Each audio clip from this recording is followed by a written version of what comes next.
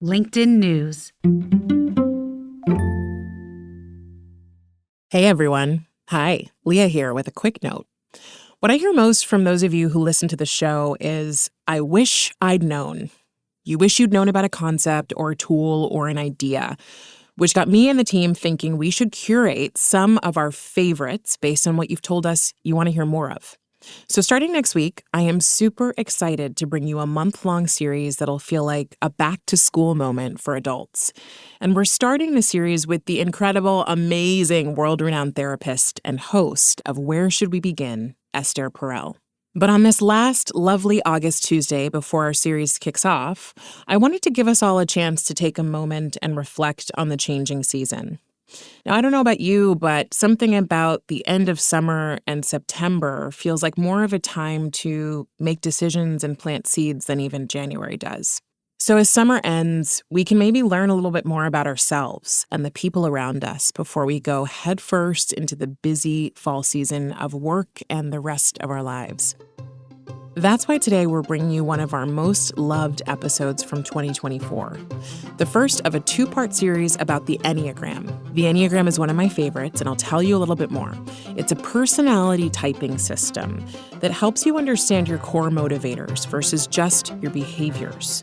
So why do you do what you do? Now, this system has fundamentally changed how I live, how I interact with people in my life, and how the people I've shared it with also approach their lives. If you love this episode and want more of it, go to the notes for a link to part 2 of the Enneagram series. And remember, stay tuned for my conversation with the amazing Esther Perel next week. All right, that's it for me, and I'll be back with my conversation with Enneagram experts Bea Chestnut and Iranio Pais right after this break.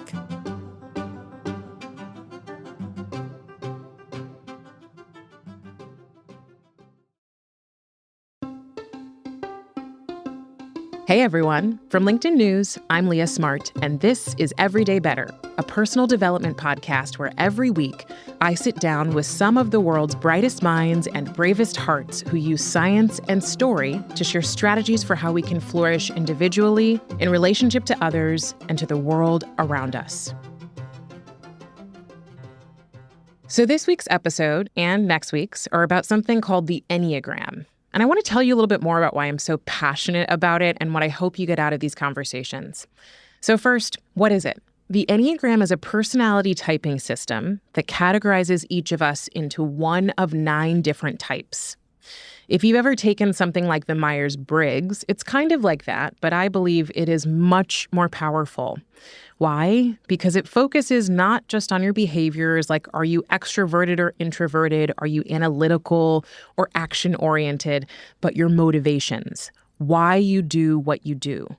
And it explores our personality to show us that we have a personality. We are not our personalities. Meaning it shows us the box our personality puts us in and how to grow beyond that. Because we all know we have some blind spots and ways in which we were a little less fearful, worried, brave, or thoughtful.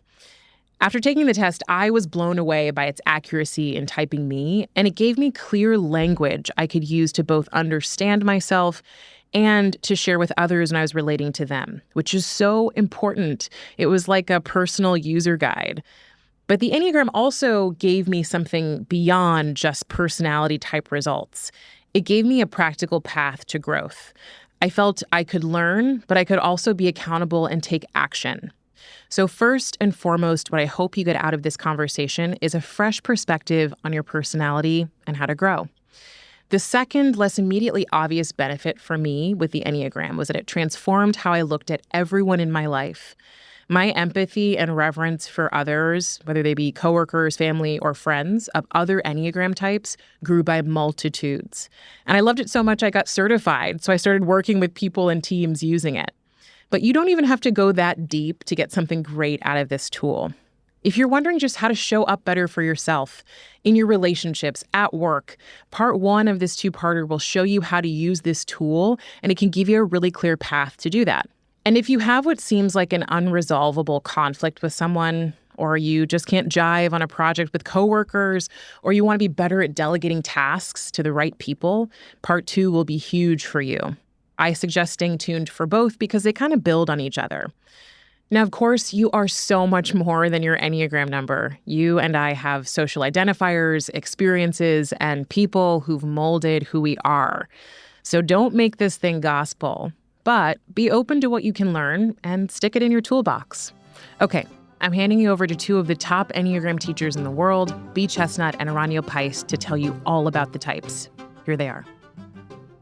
The Enneagram is based on a model of human experience that says we have three centers of intelligence or ways of processing information from the outside world. Our head that kind of thinks and analyzes and plans, our heart that's more based on our emotions, and our body is also a center of intelligence, a kind of gut knowing or instinctual intelligence. I think it's a uniquely powerful tool for self-development because it provides personality type descriptions that are incredibly accurate and very deep and thorough and detailed. So when you find your type, it gives you a lot of information about both what you can readily observe in yourself, but also blind spots and unconscious tendencies. I worked as a therapist for a long time. And, when someone comes into therapy or when someone starts a self-development process, there's a question of where do you start? How do you know how to focus your efforts? And I think the Enneagram just really creates a kind of map that provides an enormous way of accelerating inner development. To me, if I may add to this, Leah, when 25 years ago I got to know the Enneagram, what amazed me is that it wasn't really another typology, another self-knowledge system. It was, and it still is for me after 25 years studying it pretty hard, an amazing way to overcome my own limitations. So it's a process of self-development rather than a way of stereotyping people and labeling them. And also when it comes to development, it's very complete because we're talking about professional development, personal development, but also psychological development and even spiritual development. So it's very comprehensive. So there are three types that are what we would call head-based types, three types that are more heart-based, based in the emotional center, and three types that are body-based. We like to start with the body-based types, 8, 9, and 1. So I'll start by describing type 8. So the focus of attention for 8s is on power and control and deploying strength in the world, because 8s tend to see the world in terms of people being divided into the strong and the weak. And of course, if you see the world that way, who will you identify with? You'll naturally probably want to identify with the strong. And 8s tend to have a big energy, a big presence. They are very good at tackling big challenges.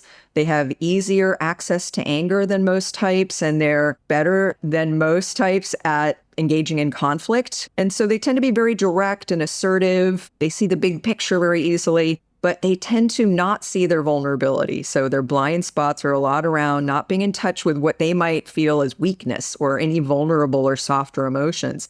And of course, the personality focus on being strong is an overcompensation in being strong as a way of denying weakness. So that's kind of the fundamental tension at the core of the 8 personality. Do you want to talk about 9, Urani? So 9's focus of attention is on external demands of different kinds. So 9's are really good in perceiving what others need and what the environment needs, and they are always available, easily taking other people's opinions and consider all sides of a matter. And at the same time, they find it really hard to place attention in their own needs and demands and what they need. Their attention is not inside, so they self-forget quite a bit. And they find it really hard to self-promote or to show the good things in them. Sometimes other people look at 9s and see it's great, they're modest, but it's actually shown in the Enneagram as self-forgetting, and something that nines need to learn how to bring attention back to themselves and to feel being more worthy and have more value in self. What about ones, Bea?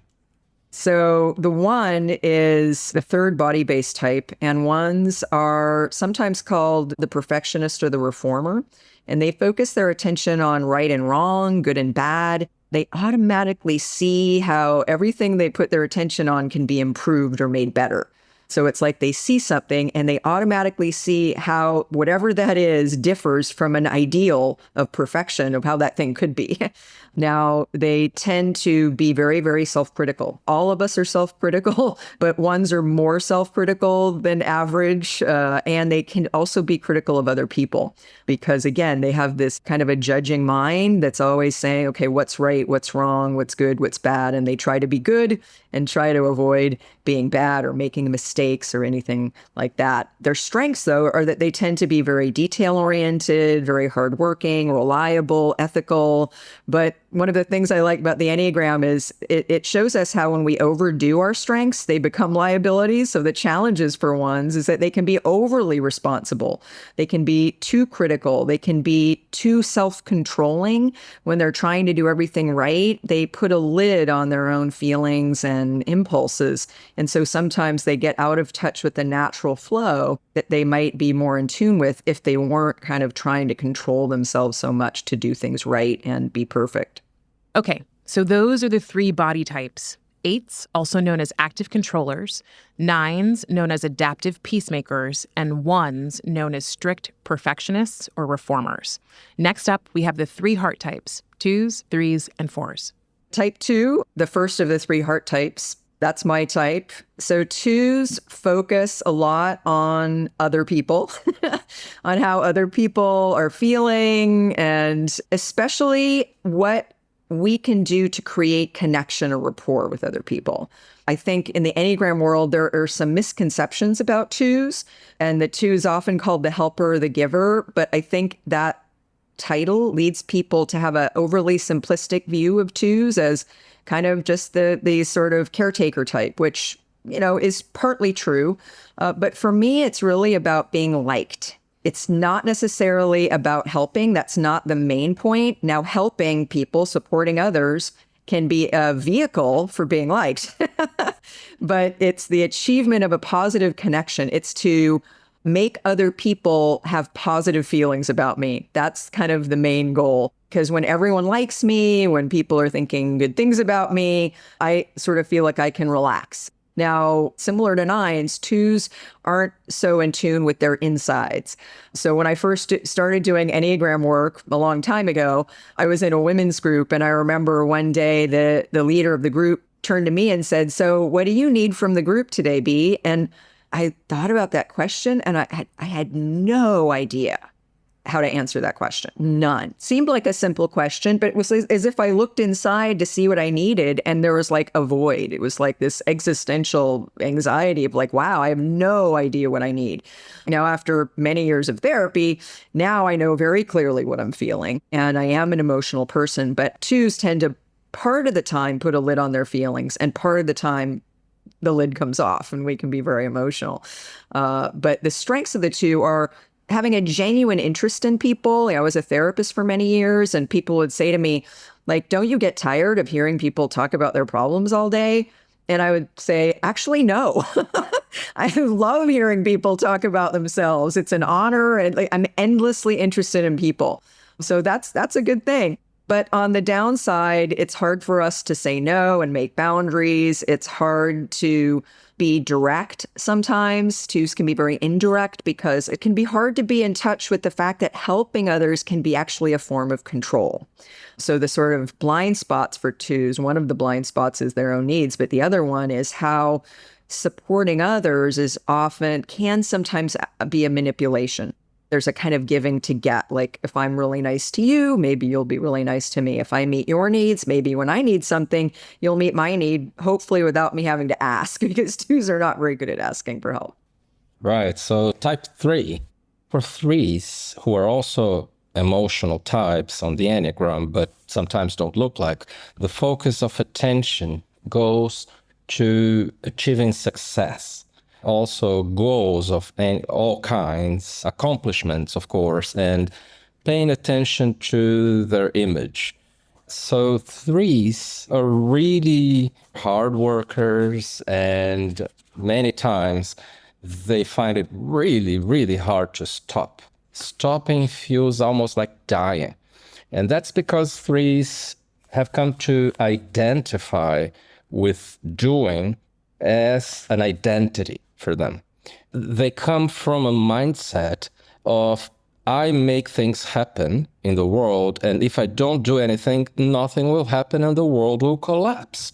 So the risk is to become a little bit like a human doing, not a human being. And being is, what is that? You know, what is being? What is feeling? And actually, the paradox is threes are feeling types. Feelings come to the threes all the time, but they think that feelings will be damaging to their performance and they push them away. So here's an emotional type who tries to not be an emotional type. And threes shapeshift, a little bit like twos do, to be admired and recognized in a prototype of what people expect from them. But by shapeshifting, they lose touch with who they really are. And because they shapeshift very unconsciously, automatically, and without noticing, then they lose touch with whatever is more stable in them, whatever is more true in them. It's like an actor identifying with a character. And the challenges for threes have to do with asking yourself questions like, what do I really like? What do I really want? Because threes may very well just go ahead with what will lead them to be more successful.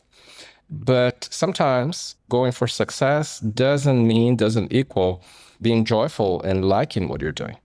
America is a three culture. And it's interesting because sometimes this is sort of seen as normal, a normal way to be instead of a particular personality style. And in a way, it makes it easier in some ways for threes to be successful because their operating system is so much aligned with what the culture values, working really hard, achieving things, making money and having titles and looking good and not being too emotional. But on the other hand, it actually makes it really hard for threes when they seek to grow because it's hard to give up. So type 4 is the third of the three heart types.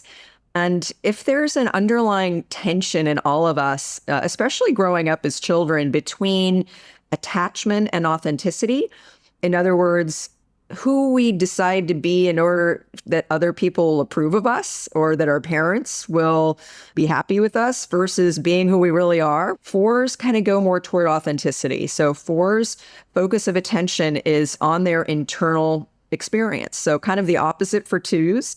Fours focus more inside than they do on the outside. We call that self-referencing. So fours tend to be very in tune with how they're feeling and what they're thinking. In fact, they can over-identify with their emotions. They, just like a three thinks, I am what I do, the four can think, I am what I feel.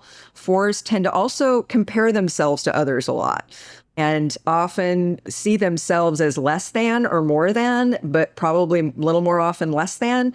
And they can tend to have a kind of sense of inadequacy, like I'm not good enough because of that comparing mind. They can be a kind of sense of other people have something I'm lacking. And so there's also often a focus on what's missing, and it can be in themselves or in a situation. Interestingly, fours are also truth tellers. They're very emotionally intuitive. This is one of their big strengths. So on a team, for instance, they can be really helpful by saying, here's what I think we're not talking about, or here's a little bit of the shadow that no one really wants to see. And they tend to be a little even nonconformist and individualistic in terms of, hey, this is what I authentically think and feel, and I'm not going to hold that back. I'm going to say it. Whereas twos and threes sometimes unconsciously hold things back if they think people won't like it. Fours will be like, well, this is it. This is what's authentic. This is how I authentically feel. And if you don't like it, you don't like it, and they shape shift much less. All right, those are your 3 heart types. 2s are also known as the helpers. 3s are the competitive achievers. And 4s are the intense creatives. Last but not least, Bea and Aranyo are going to walk us through the 3 head types: 5s, 6s, and 7s. So moving on to 5s and the head types. I am 5, so I can speak a little bit from my own experience. As a 5, I focus a lot of my attention on learning, grabbing information, knowledge of all kinds. But also I focus a lot of attention on the environment and people to make sure that I will not have too many demands on me. And this is how 5s work. We crave for privacy and to be independent and self-sufficient and to have control over our own agendas. And it's hard for 5s when other people interrupt too much. So on one hand, 5s get really focused on going deeper on things. They become very knowledgeable. But this is all a consequence of detaching. And detaching not only from other people, as I was saying, but detaching from their own feelings and sometimes from all of life that's happening around them. And challenges for 5s then are staying connected and speaking their truth right away, not by the end of the meeting. Because, by the way, at times 5s in a meeting do like this. Oh my God, these people have no idea what they are talking about, and it will be too much for me to even start explaining. And I'm just counting the minutes for that to finish, and I'll just go do my way the other time, and I won't bother explaining that. So there is a whole arrogance that comes with all this positioning in life, but it's also because 5s have detached. And it's super important for 5s to develop emotionally and physically so that they are not just a walking head, just thinking and planning and analyzing everything. Type 6, the second of the head types. 6 is what we call the core fear point. Each of the 3 triads of types is associated with a core emotion. Fear for the head types, anger for the body types, sadness for the heart types. And 6s are motivated by fear in a central way. And the interesting thing is a lot of 6s, before they learn the Enneagram, they don't consciously experience themselves as fearful, or they don't call it fear. They might say something like, I'm just really good at being prepared. I'm really good problem solver. I like to poke holes in things, But there is this sense that 6s have of kind of scanning the horizon for threats and risks and dangers, because there's this need for safety and certainty, but kind of difficulty actually finding it. So their focus of attention is very much on what could go wrong and anticipating what might go wrong before it happens. So they tend to think in terms of worst case scenarios. They also can be very doubting and skeptical. It can be hard for them to trust others. It can be hard for them to trust surface appearances. They tend to have authority issues because if you're someone who's fear-based, people with power are potentially a source of threat. And so they both want a good authority that can help them feel safe, but they also question authority or test authority or even potentially rebel against authority if that authority proves untrustworthy. Now, sometimes they get perceived as being negative or pessimistic, but most 6s will say, I'm just being realistic. They tend to be natural contrarians. When you say something, they'll automatically say the other side. In fact, one of the names for the 6 is the devil's advocate. So they tend to be naturally humble and self-deprecating. They can be very funny, very responsible, really bring a lot of attentiveness to bear on making sure things go well. But the challenge is learning to trust, have more faith in themselves, also have more faith in others. So 7s have very particular focus of attention. It goes to multiple options. I don't want to have only one course of action here, only one project, only one idea. I need to have several because I want to jump from one to another when I'm getting bored. Another thing is focusing on what's positive as a way to avoid whatever is negative. So we can say that seven's focus of attention goes anywhere away from pain and suffering. It's like avoiding those by all means, right? And sometimes it's all about satisfying more immediate needs for pleasure. And it's a little bit hard for sevens to go on when pleasure stops. So for some sevens, not all, it's hard to complete projects, complete stuff. For other sevens, in order to do so, it takes rationalization, like bringing a colorful frame to a black and white picture, and just doing things differently so that they don't get bored. Another thing is it's hard for sevens to stay, period. It's just stay, just be with what there is.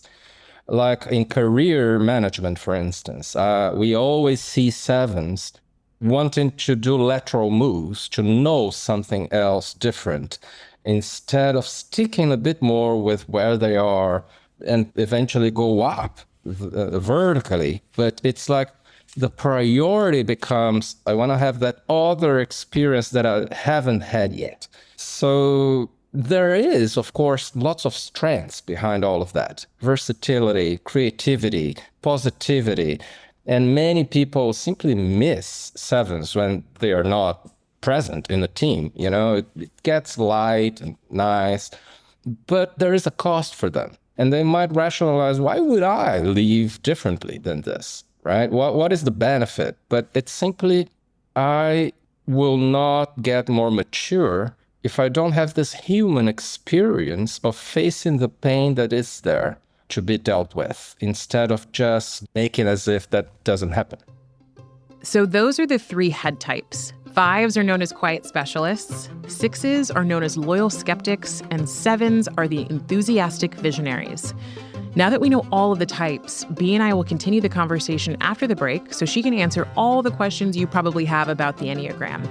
I even squeezed some in for you skeptics, so stay tuned. We'll be back in just a few moments.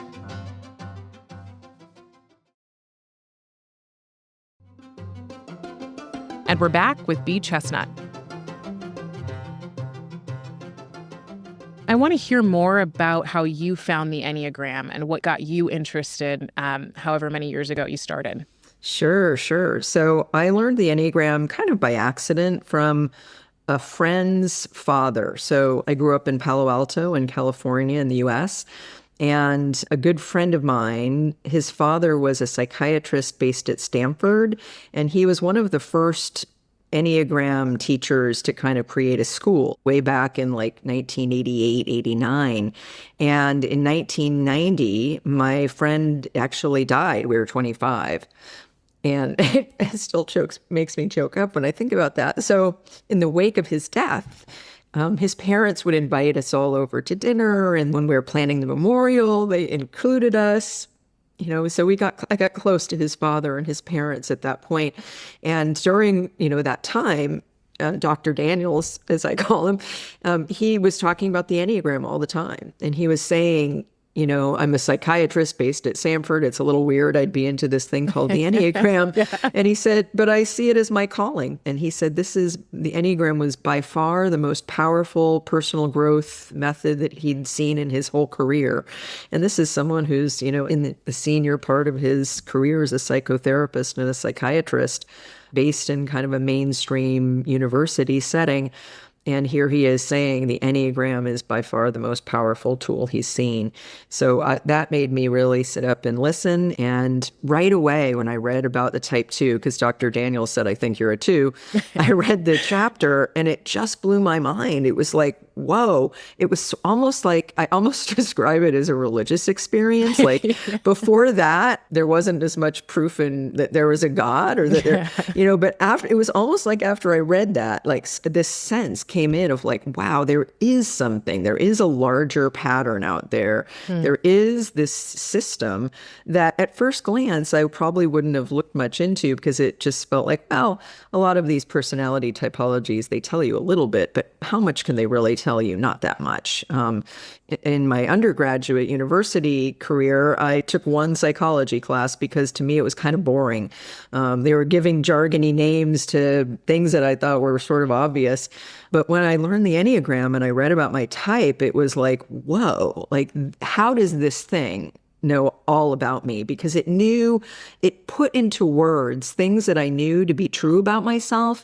But before I saw those words, I didn't fully understand what that was, Like I remember I'm a type 2, and I remember there was a phrase, something along the lines of, 2s have an exquisite radar for the detection of moods and preferences in others. And I was like, whoa, like, I knew it was true and that I did that, but I would never have put it into those words. But putting it into those words helped me understand myself at a deeper level so efficiently in a way that I never would have thought possible. So yeah, I learned it from Dr. Daniels and got really immersed to the point where I shifted my career path because of the Enneagram. And I went back to school to become a psychotherapist because of the Enneagram, because it so quickly became just part of the way I think that I knew I had to do something in life that was centered around it. Wow. That's a really powerful story. And how wild that you found this like incredibly deep sense of meaning in something that was so difficult, like the loss of a friend and then being connected to his father and having that be the reason. Yeah, exactly. It was a really strange but amazing time. Yeah. So tell me what the Enneagram is, because I often find that people lump it in with like the Myers-Briggs and, DISC and all these other assessment tools. So there's a couple of different answers to that question. I would say the way it's used currently, it's as a framework for a personality typology system that has 9 different types. And I like to highlight that those 9 types are grouped into 3 groups of 3 that correspond as a personality typology to the idea that we humans have 3 centers of intelligence. And I like that level of it right there, because on that level, there's a lot to be learned. But one of the reasons why it's a unique personality typology, and one that I think is uniquely powerful and accurate in helping us understand ourselves and expand our level of awareness, is because the symbol that it's based on comes from ancient wisdom teaching. Now, you can use the Enneagram and never know about that or be interested in that or learn about that. It still works, you don't have to. But for me, when I learned that, it helped me see like, why is this one so different? Because of course it has things that are in common with things like Myers-Briggs or DISC. But I think it's uniquely powerful, partly because it's a growth model. Like it's a symbol of transformation. It's a symbol of how we go from one level of consciousness to a higher level of consciousness, and a symbol of perpetual motion and change in many different dynamic living systems, right? We're just applying it here to the human personality. Tell me, though, I think sometimes the word consciousness can get lost in this like, otherworldly, this is woo-woo, it's for a specific set of people. How would you like really describe that to ground people in what it means to be more conscious? Right. I mean, I think in the business setting, it overlaps a lot with what we sometimes describe as emotional intelligence. I think that the capacity and the will to be aware, more and more aware of yourself and the world around you in a way that is not habitual. We don't fall into being more aware. We have to make efforts. And so it's like a commitment to doing the best we can every day to be more awake and aware to what's happening in us and around us, and to notice what gets in the way of that and to work on that, with effort and sort of through an act of will. Like we need to try to be more awake and aware, because if we get passive in our lives, and this is just even in everyday life, the Enneagram tells us that's a recipe for just doing the same thing over and over again and not going beyond our comfort zone. And so it's a call to kind of operate at a higher level of awareness in what we're doing, of asking questions like, okay, am I really present in the moment now to receive some communication or information that I might need? Or am I just kind of doing the things that I've always done and not really expanding the level of my awareness? Yeah, so I remember when I first learned the Enneagram and I got my type 7 back, I was so excited. And I was like, I was so ready to read it. I wanted that report so bad. I like ate it up and it felt so resonant and I laughed and I was embarrassed and like all of those things. And then for a while, I just sat in the, well, I'm a 7, so place. So I could sort of justify my behaviors or my motivators really, and like why I was doing what I was doing to other people because of this thing. Yeah. And then of course I went around and tried to type everyone in my life. This was before getting certified. So, I went through that process. But then I remember hearing someone say, the Enneagram is not about over-identifying with your type. It's about understanding the box you've put yourself in and how to get out of that box. Yes, exactly. Exactly. I think, starting in childhood, we develop a personality to navigate in the social world, to be functional.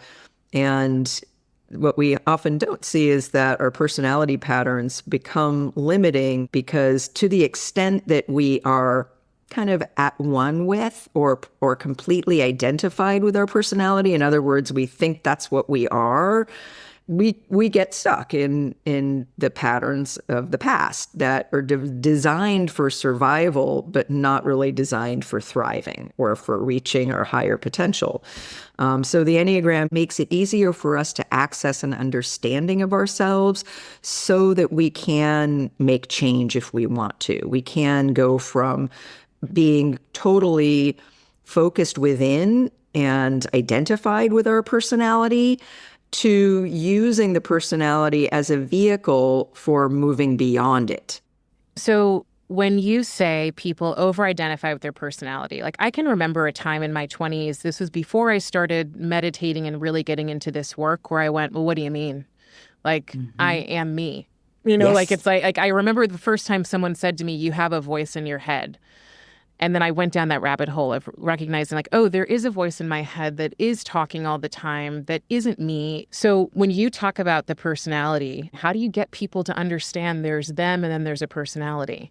Yeah. So in psychology, we talk about how there's a true self and a false self, right? That might be one way of looking at it. And that we are who we are in a very deep way. Like we're each born into this human life and we're not a blank slate. Now, when we're born and we're young, we can't just be that because we have to get along in a world where our needs aren't met, where we have, other humans who also are operating at a lower level of awareness. So one way of looking at this is we're born into a fairly unconscious world. Again, that's just the human condition.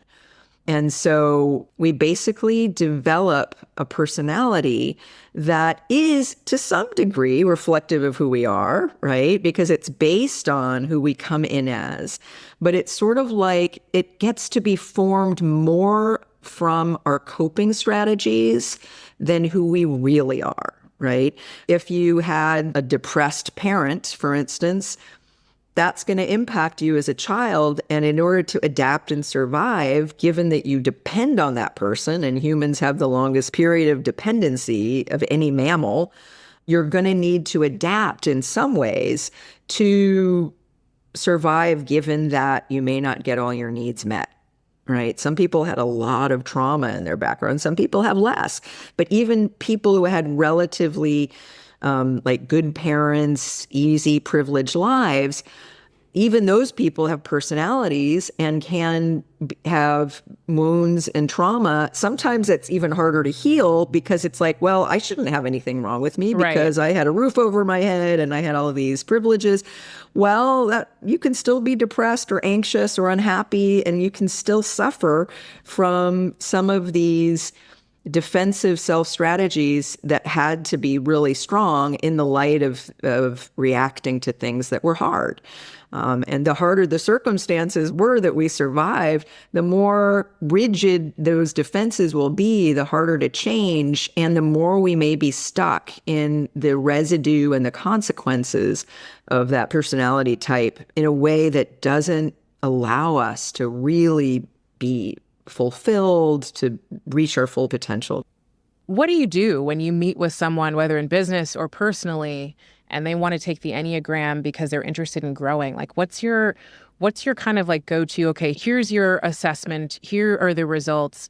What do they do once they know what's going on with them and they know that they want to grow? Mm-hmm. That's a great question. So, of course, first is finding the right type, which is tricky, as you've already talked about. But once people find their type, the main method behind the Enneagram, especially in the beginning, but all the way through, is what we call self-observation, which is kind of developing an inner witness that is a part of you, but is a little bit outside you, kind of looking at what you're doing and narrating it and noticing without judging. Right? This is very important. And it's really hard for people to do this at first. First of all, it's hard to do because it's just like meditation can be hard to do. It's hard to focus your attention as an act of will on observing yourself. But another reason why is we can tend to get self-critical when we start noticing things. And that actually stops the process of being able to really self-observe in an objective way, because very quickly we get into, I don't want to see that. Like, it's funny with sevens, when I first would start, say, do a first coaching session after they learn their type, they would often say, I relate to everything. I relate to, being positive and optimistic and, being future oriented and thinking outside the box. But there's one thing that was on the list that I don't do. I'm not running away from pain. I'm not looking at what's positive to go away from pain. And I think to myself, how interesting. That's the main blind spot of type 7, right. And often it's wonderful to see people really, on the one hand, start seeing, I do that all the time, to start recognizing the conscious patterns. Because again, part of this self-observation, can you catch yourself in the act of doing something you always do? And in catching yourself in the act, make it more conscious such that it's not going to be just a default mode that you do without having any consciousness. Because what we're really doing with the Enneagram work, which is what we do in good psychotherapy, I think, too, is making unconscious patterns more conscious.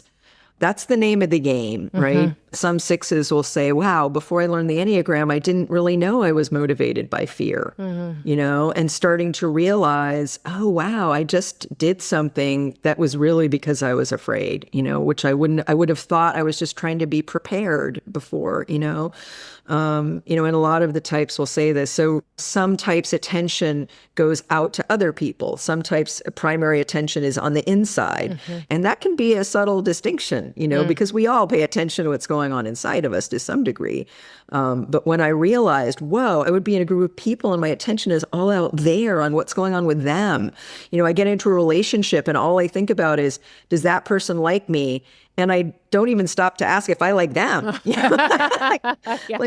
Whereas that's not going to happen to a 7, mm-hmm. That's just a 2 thing, mm-hmm. So if you can start to really observe, am I seeing these patterns? And are these patterns more like me than these other patterns?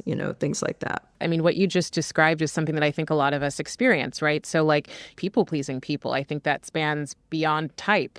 Mm-hmm. Often it's gendered. There's all sorts of ways it shows up.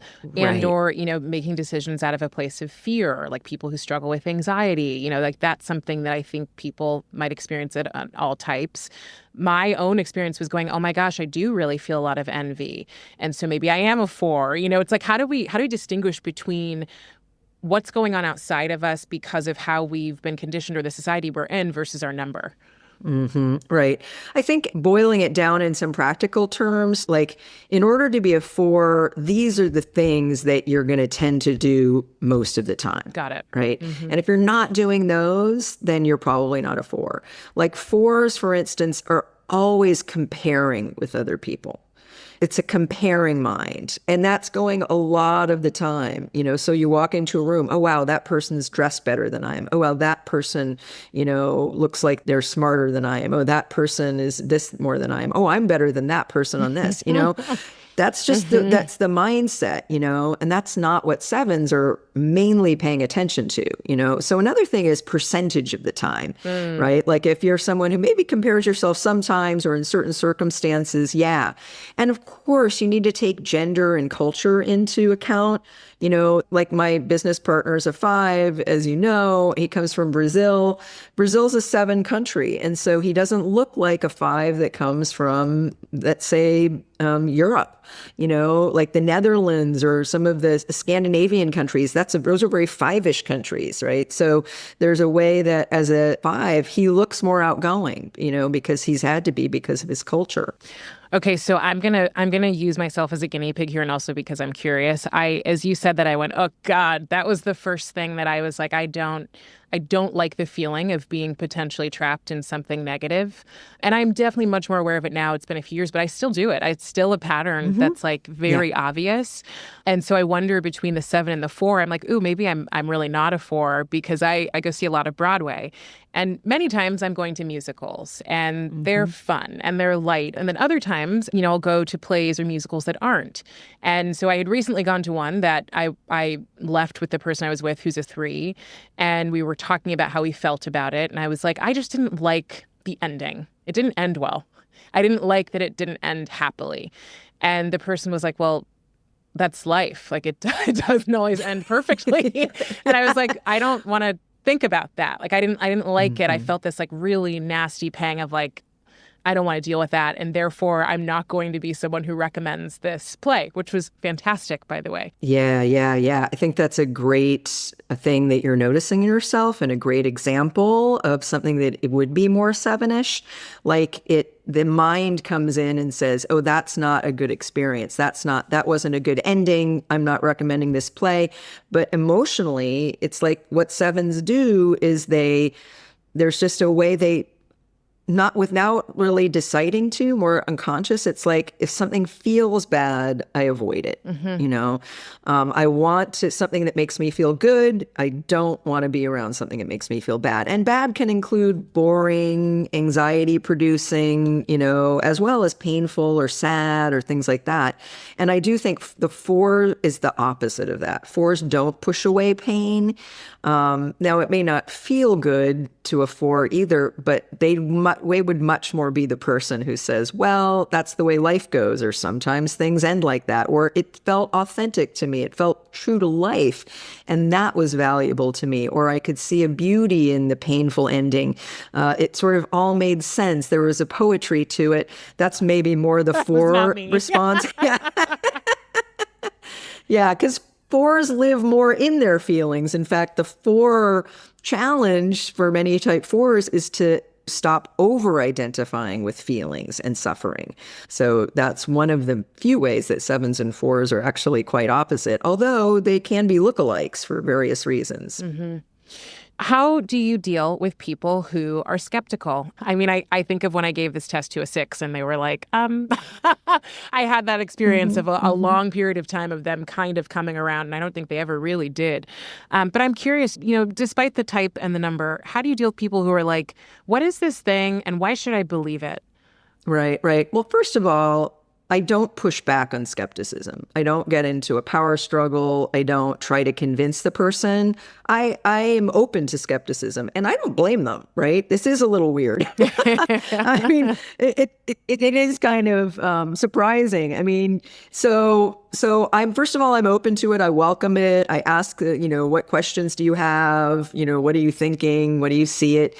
So I invite it. Another thing is I stay really confident in myself in terms of my total understanding and belief in this system, and it brings value. Now, some people are going to be skeptical no matter what you say. So if it's someone who's just not open, and their skepticism means they're really not open to this, they don't want to understand it, then I really let them go, And I'll say something like, you know what, the Enneagram's not for everyone. And I don't think it's for everyone, because I do believe you have to have a certain level of consciousness to get it.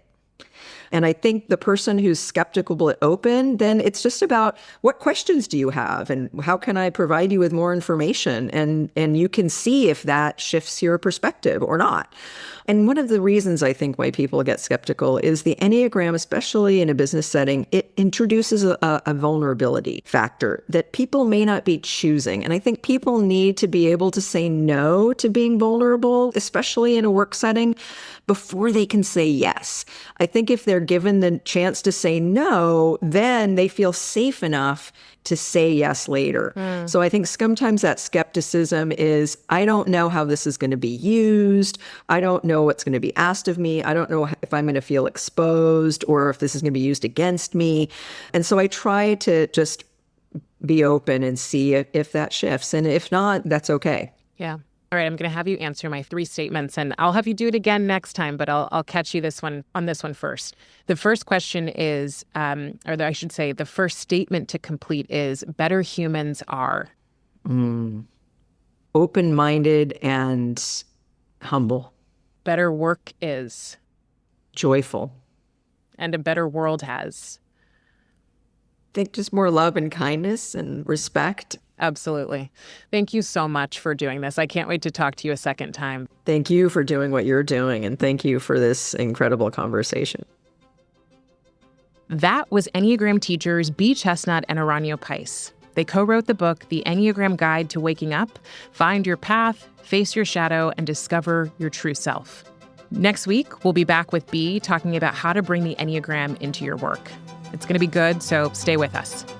If this conversation resonated with you, share it with the first person who comes to mind. You never know how it could help them out.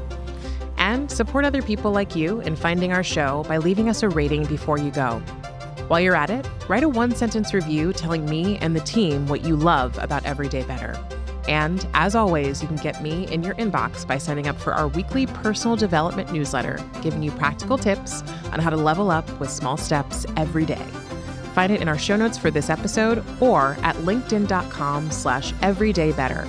That's linkedin.com/everydaybetter.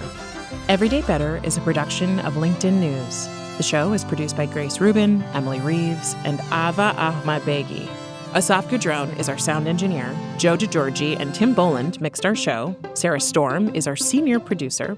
Dave Pond is head of production and creative operations. Maya Pope-Chappelle is director of content and audience development. Courtney Koop is head of original programming. Dan Roth is LinkedIn's editor-in-chief and vice president of content development. And I'm Leah Smart. Thanks for coming with me, and I'll see you next week.